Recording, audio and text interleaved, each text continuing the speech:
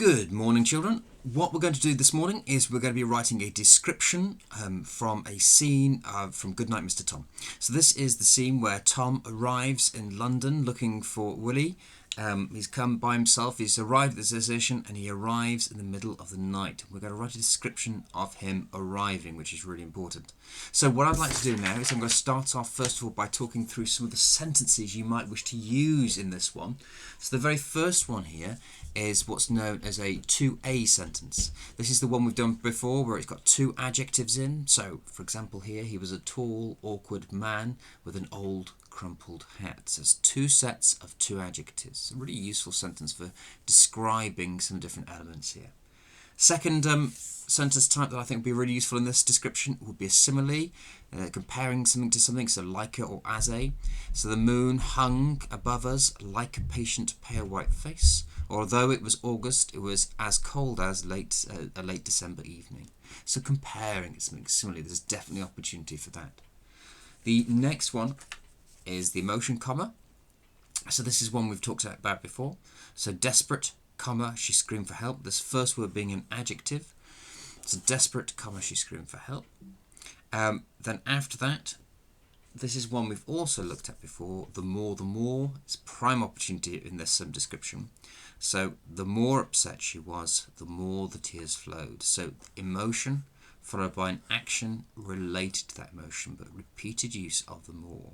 So the more happy she became, the more talkative she seemed to be. There's one more sentence. I'm not sure if we've gone through this one before, but this is definitely a good one to use in this description. It's known as if, then. And let me read an example from this. It's essentially a list of ifs.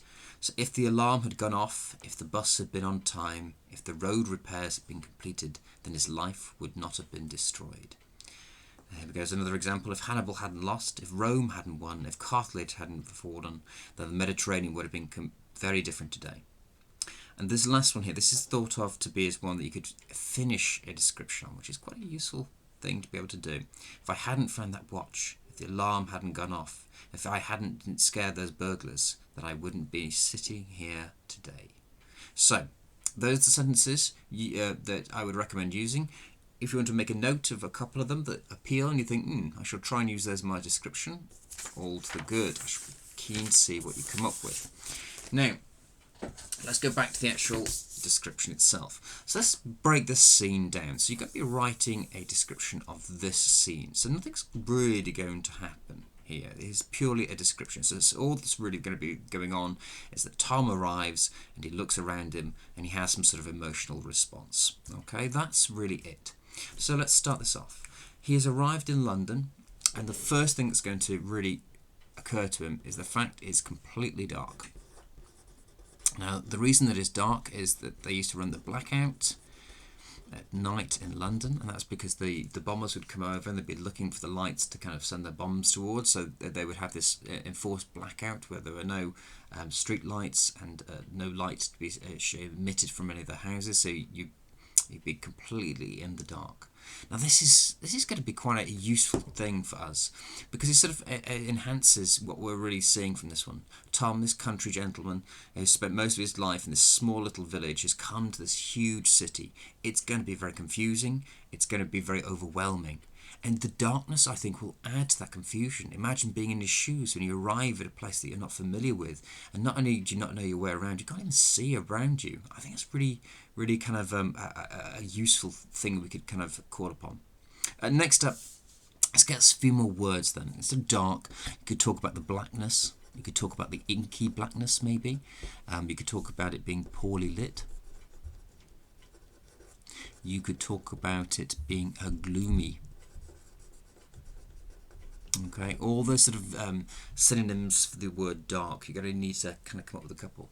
Now, what this does really extend to us is this idea, this notion that if you can't see much, what you tend to rely on is the sounds around you. So, rather unnervingly, that you get all these different sounds and you listen carefully to what's going around. So, first of all, you might get snippets of conversation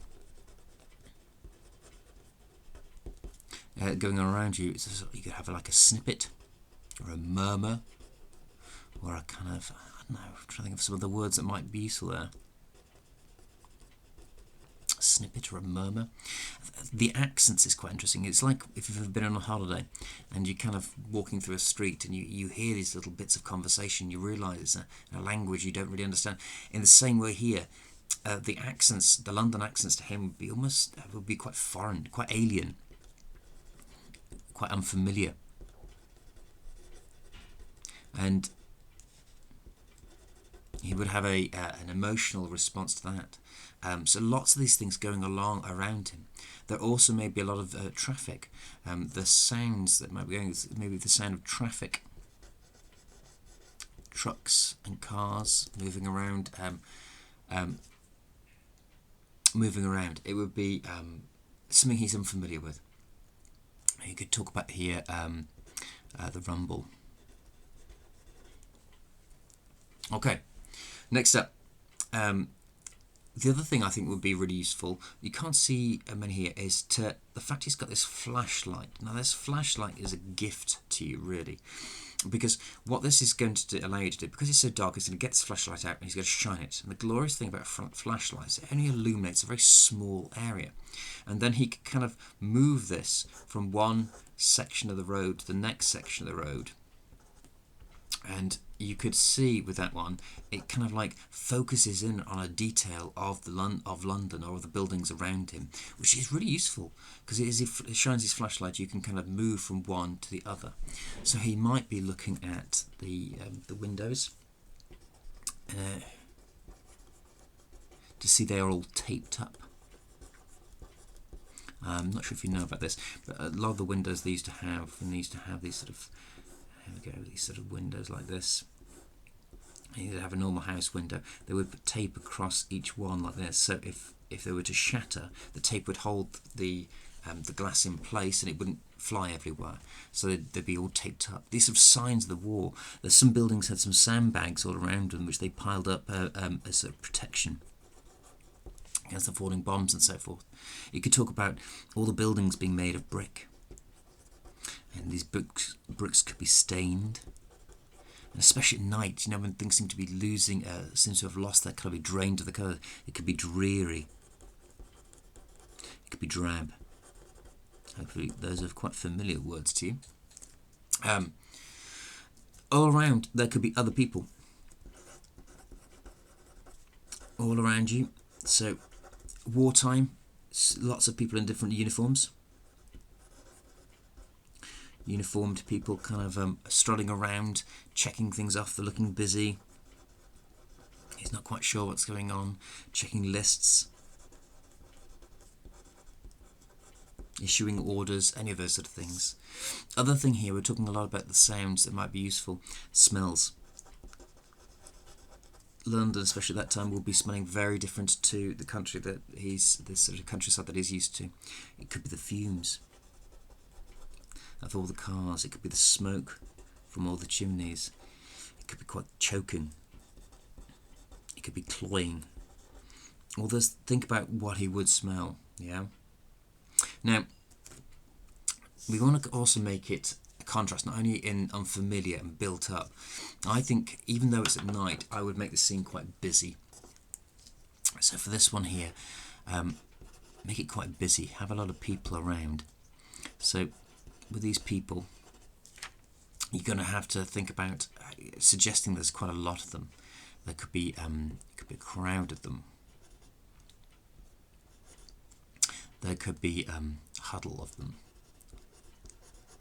There could be sort of groups. You could have here.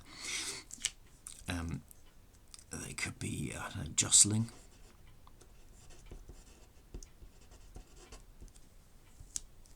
It could be surging through. There could be I'm trying to think of some word to mean busily move. I'll come back to that one in a second. Lots of people around. There's little things as you walk past them, kind of bumping into you maybe, or just kind of like just generally on errands, busily going about their business. Now Tom obviously is going to be a real key one from this one. He's going to be feeling quite confused. He doesn't, and quite unsure of himself. He doesn't really know where he's going. He doesn't know quite what he's going to find or whether he's going to be welcome. So you need to show this one. This is a classic place where you rather show rather than tell. What could he be doing to show that he's confused? What can he be doing to show that he's unsure?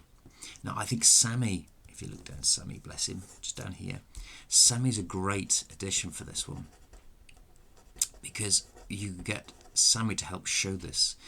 So if he's feeling unsure, maybe he would be keeping close to Tom. Maybe he would whine. Okay, and Tom maybe kind of like could comfort him, sort of really comforting himself, really. It's all right, boy, don't you worry, we'll find him, that sort of thing. So you've got all these different things to kind of call on. There's lots of details you can use to go through it. And I think this idea of a flashlight to illuminate on 1, 2, 3 things will be a really useful structure.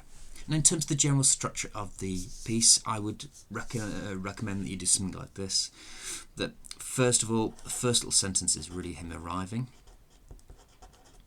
The second sentence is the physical. He's going to glance around. He's going to so you want to describe the physical. So describe what's around him. The third section, focus on Tom. What does he feel? What is he thinking? And remember to show me rather than tell me. And then fourth, we need to wrap this up somewhere. We need some way just to kind of to finish it off, to lead off onto another thing.